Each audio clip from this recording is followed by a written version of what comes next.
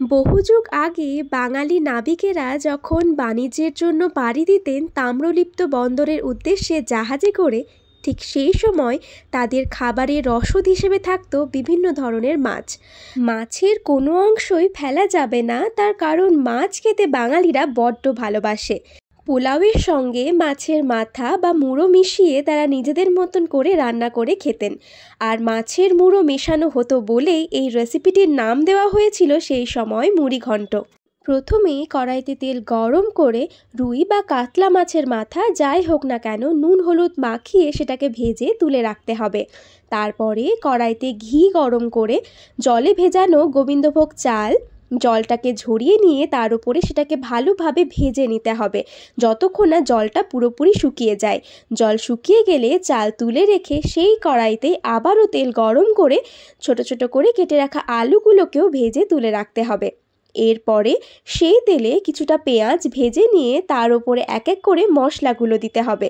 জিরে গুঁড়ো, ধনে গুঁড়ো, স্বাদমতো নুন, হলুদ, লঙ্কা গুঁড়ো, কাঁচা লঙ্কা বাটা, আদা বাটা, পেঁয়াজ বাটা। তারপরে মশলাটাকে খুব ভালো করে বেশ কিছুক্ষণ কষিয়ে নিতে হবে। মশলা কষানো হয়ে গেলে টমেটো কুচি দিয়ে আবারও সব কিছুকে ভালোভাবে মিশিয়ে নিতে হবে। এরপরে ভেজে রাখা গোবিন্দভোগ চাল আর আলুগুলোকে দিয়ে মশলার সঙ্গে সেগুলোকে খুব ভালোভাবে মিশিয়ে নিতে হবে বেশ কিছুক্ষণ। গোবিন্দভোগ চালটাকে প্রথমে ঘিতে শুকনো করে ভেজে নিলে মুড়িঘণ্টটা একদম ঝরঝরে হবে, দলা পাকিয়ে যাবে না। মশলাগুলো চালের সঙ্গে ভালোভাবে মেশানো হয়ে গেলে যতটা পরিমাণ চাল নেওয়া হয়েছিল তার দ্বিগুণ পরিমাণ জল দিয়ে ঢাকা দিয়ে রাখতে হবে বেশ কিছুক্ষণ, চালটা অর্ধেক সেদ্ধ হয়ে আসার জন্য। চাল অর্ধেক সেদ্ধ হয়ে গেলে মাছের মুড়োগুলোকে এর মধ্যে ভেঙে দিয়ে দিতে হবে এবং তার সঙ্গে কিছুটা গরম মশলার গুঁড়ো মিশিয়ে ঢাকা দিয়ে রাখতে হবে যতক্ষণ না চালটা পুরোপুরি সেদ্ধ হয়ে আসে। যেহেতু খুব বেশি কিছু উপকরণ লাগে না, তাই মুড়িঘণ্ট রান্না করাটা খুবই সহজ। শুধু গন্ডগোলটা হয় জলের মাপের। তাই চালটা যেই কাপে দেবেন জলের মাপটাও সেই কাপেই নেবেন, তাহলেই দ্বিগুণ জলের পরিমাণটা ভুল হবে না।